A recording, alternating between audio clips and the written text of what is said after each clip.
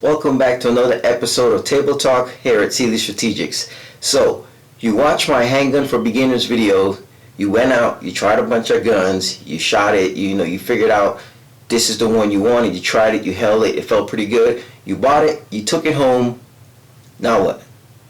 That is today's question.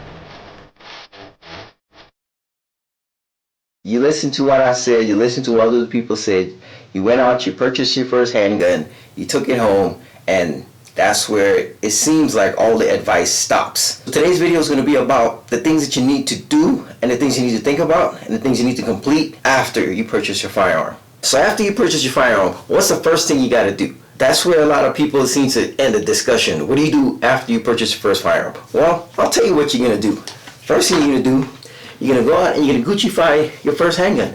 You're going to go out, you're going to buy a high-speed RMR, you're going to buy extended magazines, you're going to dip it in gold, you're going to get slide cuts, you're going to get a mill for RMR, you're going to get a high-speed light, and, that's the first thing you do when you get your firearm, isn't it?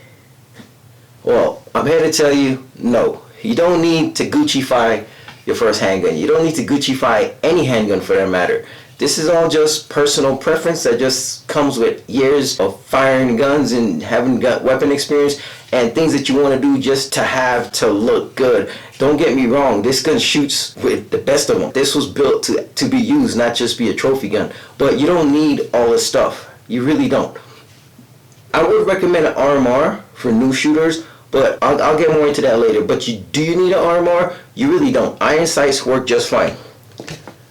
Like, for example, this is my carry gun. It's a Glock 23 40 cal, and the only thing that I really done to it is just change out cosmetic stuff, which is the pins, the slide lock, a mag release, and I added a weapon light. That's basically what I did to this gun. So let's get into the topic of the video. So the first things that you want to get after you purchase a firearm, you want to purchase some bullets, because nowadays bullets is pretty hard to find. The prices are going up, and being able to find them is going down. So you want to purchase the bullets for your firearm. That's the first step you want to do. The second thing you want to do after you purchase firearm is you want to start looking into a good quality holster. I personally like sidecar type Mechanitech Flex Rigs holsters. This is my personal preference. I like Kydex. I would recommend that when you do look into holsters, that you find you a Kydex holster. It doesn't have to be specifically this brand, this company, or whatever. Any company that you like. There's a lot of good companies out there. Like a real popular one is Tier 1 Concealment, T-Rex Arms, and I personally like Mechanitech. That's just my personal flavor. Just get you a good holster. It doesn't have to be something high speed. It doesn't have to be this, Gucci'd out, pimped out type holster. But get you a nice Kydex holster that's gonna be solid. That when you slide your gun in there, it's a good fit. You want to have that good retention. You want a good Kydex holster. I go into more details about why I like Kydex holster in my holster video. You want a good Kydex solid holster that's gonna not only secure the weapon in the holster, but also blocks the trigger guard. And it's not going to be folding and bending and moving so you can accidentally hit the trigger. There's no way the trigger is going to hit these corners when you're inserting it into the holster. A good holster is the main thing that I suggest that you get. After you purchase your gun, you buy some bullets, find your good holster. After you find your good holster, you're going to need a good belt. You're going to need a good belt to attach the holster to so you can carry a weapon. I personally like Wolf Tactical belts. This is what I have. This is what I use. I have the gray one on right here. I like these Wolf Tactical belts. There's a lot of good belt companies out there, and I know a lot of you thinking, well, I got a bunch of belts. I got a bunch of leather belts. I got a bunch of Gucci belts, Coach belts, Chanel belts, Louis Vuitton belts or whatever. I mean, those are cool for fashion statements, but they're not good for carrying a gun. So you want to find yourself a nice, solid, firm 2-ply belt. You see how I can hold this up and it kind of stays. This is kind of, I've been wearing this so it's not as rigid, but as you see how it's kind of stiff and it's thick. And the reason you want that stiffness and that thickness is so when you're carrying your gun, This is gonna, when you insert the holster into it, it's gonna keep the holster upright and help press the holster into your body for better conceal and more comfortable carry. My personal preference is the Wolf Tacticals. These are around anywhere from 30 to 40 bucks. They're not that expensive. The main thing that I like about it is the quick release, quick insert. And this is one of the main things that I like. I like that Cobra buckle that it has. It's pretty cool. It's for, you know, you can attach real quick. You don't have to sit there and loop it in and find a hole. You just literally just click it off and click it in. Get you a good belt. A good gun belt is a must. It's, trust me, when you invest in a good gun belt, when you carry a gun, it's going to be so much more comfortable. You're going to be like, why didn't I do this a long time ago? Get you a good belt. So after you get your good gun belt and you get you a good holster, the next thing is safety. You want to find you a nice safe. You don't have to go out and buy a big old $3,000 safe for this. There are plenty of bedside safes. There's pretty little, like the one I have. One of these days I'll do a review on it or whatever. But it's a nice bedside safe. You enter in a 4-digit pin, or you can have like there's like a little sensor pad that you put on and press a button and it pops open or whatever. So get you a nice safe to secure the weapons. So especially if you have kids around, if you have kids in the house, if you have people in your house all the time or whatever, you want to keep your weapon safe. So get you a good gun safe. That's a must. After you get you a good holster, belt, gun safe, the next thing I recommend is you go out and get your concealed carry license. I mean, if you think that you're just going to buy a gun and just keep it in your house, and that's the whole mentality, like, I'm just going to buy a gun for the house, I don't want to carry a gun, I just want to get it for the house. I'm pretty sure we all say that. We all say, I just want to get a gun to protect my house. I don't want to carry it. I don't need it on me all the time. I just need it. We all say that. And eventually, we all get bit by the carry bug, and we end up wanting to carry a gun at some point. So, to just eliminate that mess and that weight and confusion, don't waste any time. Go out and get you a concealed carry license. So after you get your concealed license, I highly recommend that you take some type of concealed carry, some type of self-defense handgun course, so you can get more training and get more instruction on how to carry a weapon. So that way you'll be a little bit more comfortable carrying that weapon and using that weapon in a self-defense situation. Find you a good instructor. I'm not certified yet. I'm working on that. That's the goal for this year, is for me to be a certified handgun rifle instructor and hopefully be able to do my own classes. That's the goal. Keep my fingers crossed. But until I get my certifications, find you a good instructor. There's plenty of them online. Just Google USCCA instructors and you'll be fine. You'll find a good instructor, get you some instruction, learn how to shoot your gun. So after you do all that, holster, belt, safe, bullets, instruction classes, the handgun classes, the next thing that I recommend you do, a matter of fact, that should be the first thing you do actually, learn your local gun laws. Every state is going to differ. The East Coast and the West Coast states, they're on some craziness with their gun laws right now. So a lot of the Midwest states, you know, we're slowly getting to how California and New York's gun laws are, and that's crazy. Learn the gun laws for your state. Most states, if you have a concealed handgun license, for example, Colorado, Texas recognizes it. So just learn which state recognizes your handgun license and just learn the gun state. So if you're traveling, say to Wyoming, you want to learn what the Wyoming handgun license or handgun laws are before you go there, because you don't want to get caught up doing something illegal because you didn't know, because at the end of the day, the judge, courts, police, they don't want to hear that. I didn't know. Learn the gun laws of your state, and if you're traveling, learn the gun laws about the states that you're traveling to. Another thing that I recommend after you get your gun is learn your gun. Learn how it works. Learn how to function it. Every gun comes with directions, safety manuals, and I get a headache trying to read those things because they're super complicated. They're worded like they're just worded super annoyingly. I recommend, if you want to learn anything about any gun, YouTube it. Go to YouTube, and I'm willing to bet anything that there's a video for any type of gun that you put into YouTube. A lot of YouTube guys, you know, they do really good jobs in explaining your gun, show you how to function it, how to break it down, how it works. You know, there's a lot of good videos out there. So learn how to use your gun. You don't have to read. You can just YouTube, press play, and learn everything you need to know about your gun. Once you do all those steps and you learn your gun, you learn your gun laws, you get ammo, you get training, you get a safe, you get a belt, you get a holster, you get bullets, and you're more comfortable with your gun, there's a couple accessories that it's not needed, but it makes life a lot better if you have them. You don't need to have a red dot on your handgun.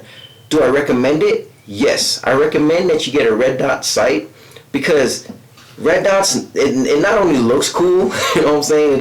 It not only makes a gun look all Gucci fine, cool or whatever, but it actually has a purpose. Using a red dot, you're able to get a faster sight picture. You're able to find your targets a whole lot faster using a red dot than with iron sights. Yes, you can find your targets pretty fast with iron sights if you train. You can do anything fast if you train. But having a red dot sight on your weapon just makes finding your targets a whole lot easier for me, and it makes it faster for me to acquire that target and able to engage that target because the red dot is just on there. And that's another thing. When you purchase a red dot, if you decide to go the red dot route with your pistol, don't just think that you're just going to put a red dot on there and you're just going to be an ace shooter. You know, you have to train. You have to practice finding that dot. I'm going to do a video in the future, you know, giving my little tips and tricks to finding the dot. I need to write that down. A red dot just helps you acquire. For me, not everybody, because some people just try using red dots and they just can't get it, but that's because, to me, I think they're not training enough. So you have to practice drawing your weapon and finding that dot. There's tricks to finding that dot. When you draw, you have to draw your weapon the exact same way every single time to find that dot. Boom, I found my dot. So you have to train. Red dots is a good addition to a pistol or rifle. I think it helps you identify and engage targets faster. I think it's a good upgrade. You don't necessarily have to go with the Trijicon RMRs because these are anywhere from $400 to $600. You know, so these are very expensive. But there's cheaper alternatives out there. I'm not going to go through all the brands. I'm not getting paid for none of it, so I'm not going to mention. Do your research, and there are more affordable red dot sights. You don't have to get your Trijicon. But red dots, I think it's a good addition. It's not a must. I shoot just as good with iron sights. I think I shoot a little bit better. I'll be honest. I think I shoot a little bit better at a red dot. That's just because it's just easier and faster for me to find the targets. I'm a little bit more faster with a red dot than I am with iron sights, me personally. Anyways, moving on from red dots. Another addition that I think that you should have on a self-defense weapon is a good weapon light. I think this is a good addition to any pistol, especially if you're using it for concealed carry or home defense, because most bad things happen at night. Most bad things happen at night or in the dark. Before you can stop any threat, before you can engage anything that you might consider a threat, you have to be able to identify the threat. If you're in the dark and you're hearing something go bump in the night in your living room, you're not just gonna go out in the dark and then see something move and shoot it, because that could be, God forbid, one of your kids. It could be a family member. It could be your dog. It could be something. It could be a pet. So you want to be able to identify your targets. I know there's gonna be those online tactical specialist guys who's gonna say, well, I don't want a weapon line of light because I'm gonna give away my position because, you know, I'm a tactical guy and I don't want the bad guy to see where I'm at. That's a whole different topic. But I'm gonna just say this: if you're in your home and you're worrying about a bad guy knowing your location, you're stuck in Hollywood. Because in reality is, most people who's gonna do home invasions or break into homes, they think that the house is empty or they think that you're not home. So if they see a light coming around the corner or they see a bright light coming down the hall, they're most likely they're gonna run. They're not gonna stick around and want to have a gunfight with you. You know what I'm saying? They're not gonna stick around to see who is that around the corner. They're gonna hightail it out the minute to see a light. So having a light could prevent you getting in a situation where you have to use your gun. So that whole, oh, you're gonna give away my position, unless you're law enforcement or military, you're somewhere in Afghanistan and you're doing night ops and, you know, you're practicing light discipline, or your law enforcement, you know, don't worry about the bad guys knowing your position. That's Hollywood. That's just a Hollywood non-realistic belief. Most people who are going to break into your homes, they're thinking that you're not there, or they're trying to sneak in and out while you're asleep. The minute they see a light coming down the hallway, most likely they're going to get the hell out of Dodge. So don't worry about that. Oh, you're going to give away my position with my light.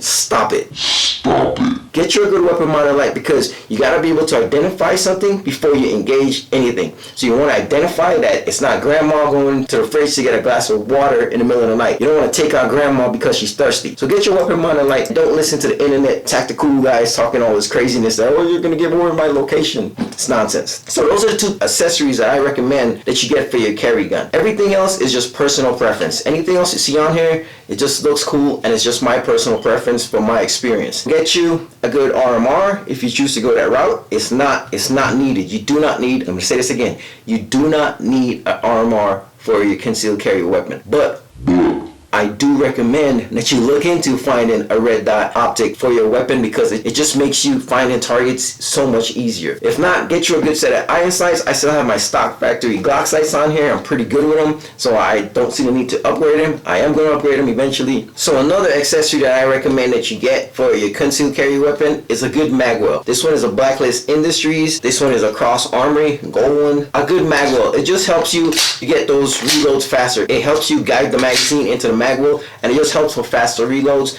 And if you're in a self-defense situation where you're defending your life and you happen to shoot all your rounds and you need to change your magazine, you want to have a little advantage in just being able to guide that magazine into it. So get you a good mag well. I love the Blacklist and I like Cross Armories. There's a whole bunch. There's Tyrant. There's a whole bunch of companies out there. Do your research, see which one you like, see what's going to work for you, and choose the one that you like best. It's all personal preference. That should conclude today's video. Get you the basics, the bullets. You want to get you a good holster, a good belt, learn the gun laws. You want to get you some good handgun training. You want to get you a good gun safe, and just practice shooting your gun. After you get your gun, the main thing that you want to do is shoot it. You want to get to know your gun. You want to have a relationship with your gun. You want to build that relationship with the gun where you depend on your gun and your gun depends on you to maintain it and get the training that you need, so you both can work together in a situation that you need to defend your life with one of these guns. That's today's video. Hope you guys enjoy. I hope some of you will learn something, and stay tuned for the next video.